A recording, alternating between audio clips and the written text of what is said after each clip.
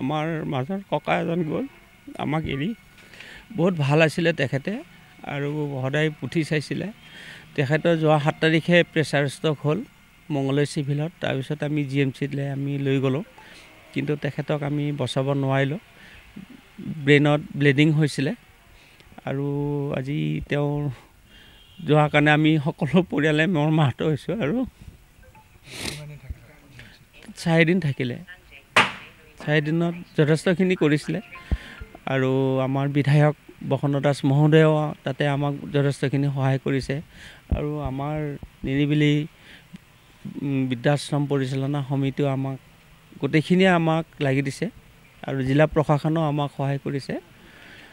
আৰু আজি দুখৰ মাজতো এটা সুখৰ কথা, যিহেতু ৰাইজে আমাক বৃদ্ধাশ্ৰমখন চলাই নিয়াত সহায় কৰিছে। ৰাইজে আমাক বহুত দিছে, সেইকাৰণে আমি ৰাইজকো আমি দিব বিচাৰিছোঁ।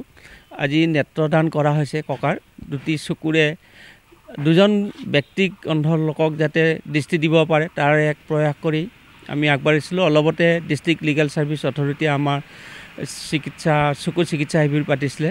তাতে চকু দান সম্পৰ্কত আলোচনা হৈছিলে আৰু আমি ভাবিছিলোঁ আৰু ভাবি আজি দিলোঁ। লগতে আজি আমাৰ সমিতিৰ সকলো আৰু পৰিয়ালবৰ্গও মান্তি হ'ল আৰু জিতুমণি চহৰীয়া তেখেত এজন সমাজসেৱক, তেখেতেও আমাক এই ক্ষেত্ৰত সাহস দিলে যে দিয়াটো ভাল হ'ব আৰু তেখেতৰ চকু যদি দান দি আমি আজি লৈ আহিছোঁ।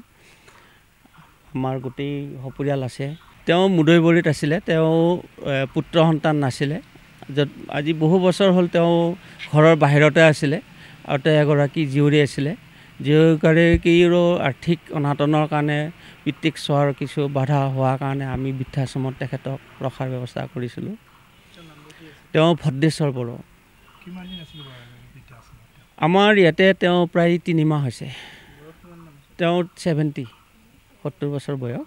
বেয়া লাগিছে সেইদিনাখনে ময়ে দেখা পালোঁ। তাৰমানে তেওঁ সিফালৰ পৰা পেচাব কৰি আহি চোতাললৈকে আহি আছে। তাৰ মই ইটো ঘৰ ইফালে উত্তৰ দি ঘৰটোৰ বাৰাণ্ডাত মই নামছোঁ, নামি মানুহটো দি কিবা টেৰেং বেৰেংকৈ আহিছে। তাৰপিছত ধৰি পেলাই মই তেওঁ আহি কি আকৌ ধুনীয়াকৈ বহি পেলাই ঘুমালে। তাৰপৰা মই দাউৰি গৈছোঁ কি হৈছে বুলি তাৰমানে তেওঁক মাথা চাথা লাৰি পিঠি লাৰি কৈছোঁ এই মানুহ মাতিব লাগিব নেকি, হেৰি মইতো দাঙিব নোৱাৰিম, ককাক ঘুমাব থকা উঠাব নোৱাৰোঁ। সেনেকৈ ক'লে কিবা কৈ আছে মানুহটো, যে কৈ থাকোঁতে তেতিয়া মই ভাবিছোঁ মই বুজি পোৱা নাই, একো কথা বুজি পোৱা নাই। নাপাই ফালে ধৰি এই বিনয় শৰ্মাকো কৈছোঁ আৰু আমাৰ যিকেইটা মানুহ এই ভিতৰত আছিল সেইকেইটাকো কৈছোঁ এনেকুৱা হৈছে যে তেওঁ আহি পেলাই খোজকাঢ়ি আহি বহি উঠি ঘুমালে। কিবা হৈছে এতিয়া।